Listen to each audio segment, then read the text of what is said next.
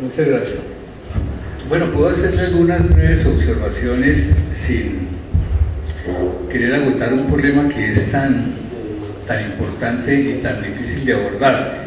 Yo creo que usted estará de acuerdo conmigo en este punto de partida.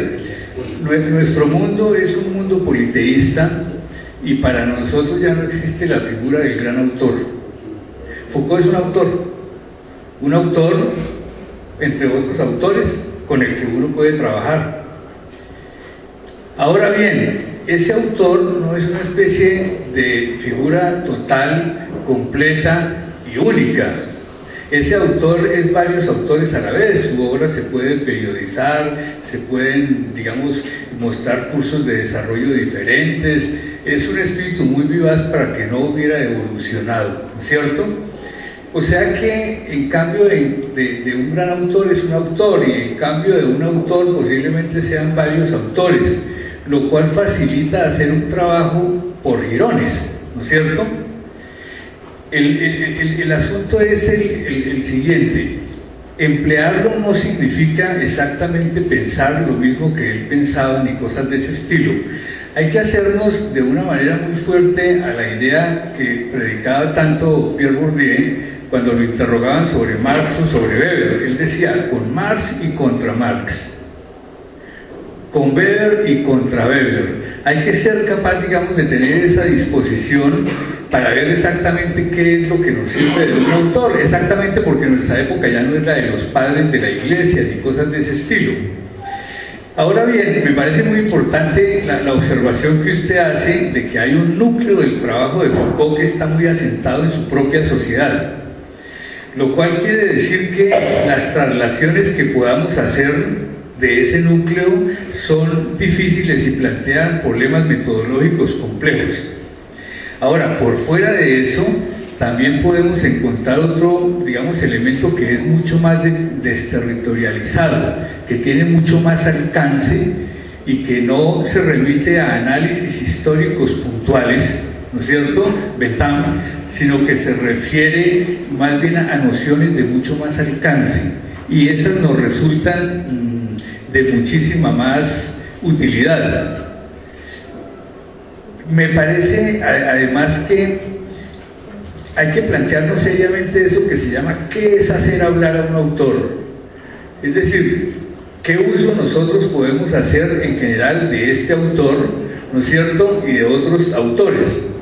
Ahora bien, a mí me parece, y es en lo que yo insisto sobre todo, que para que podamos hacer un uso positivo de este señor, de una parte de su obra, de este o aquel concepto, hay que sobre todo separarlo de la vulgata universitaria norteamericana sobre el autor. Yo recomiendo mucho la lectura de un libro que se llama French Theory, que es un libro, está en castellano, existe, así se llama en castellano, la teoría francesa, que es un libro que estudia un problema que es apasionante, y es ¿qué hizo la universidad norteamericana con estos pensadores franceses radicales? Y el libro es un libro que además tiene una especie de encanto que a veces entristece, a veces conmueve, pero que hay que abordar. Y es que el libro demuestra que buena parte de estos pensadores, me refiero particularmente a Derrida, a Baudrillard y a Foucault, se prestaron a la empresa. Y eso se ve muy bien por las fotografías. Entonces usted ve allí fotografías que a uno lo conmueven, como el señor Baudrillard, llamado a dictar una conferencia sobre el azar, ¿no es cierto?, en un casino de Las Vegas, disfrazado, ¿no es cierto?, como un señor de los que atiende las mesas esas de los casinos y cosas de ese estilo. O Foucault con esas especies de horribles sombreros texanos que le ponían los californianos en medio de los poetas beats o cosas de ese estilo, y sometiéndose a la lógica que esa academia le quería proponer. Entonces, por eso yo digo, porque ha sido mi camino y yo no se lo recomiendo a nadie, simplemente lo menciono. La imagen que yo he tenido, ¿no es cierto?, la que conservo sobre todo en la cabeza, porque la vi en foto, yo no conocía a Foucault ni cosas de ese estilo, cuando hice mis estudios él ya había muerto, es la de un investigador juicioso parqueado en París en la biblioteca de los dominicos.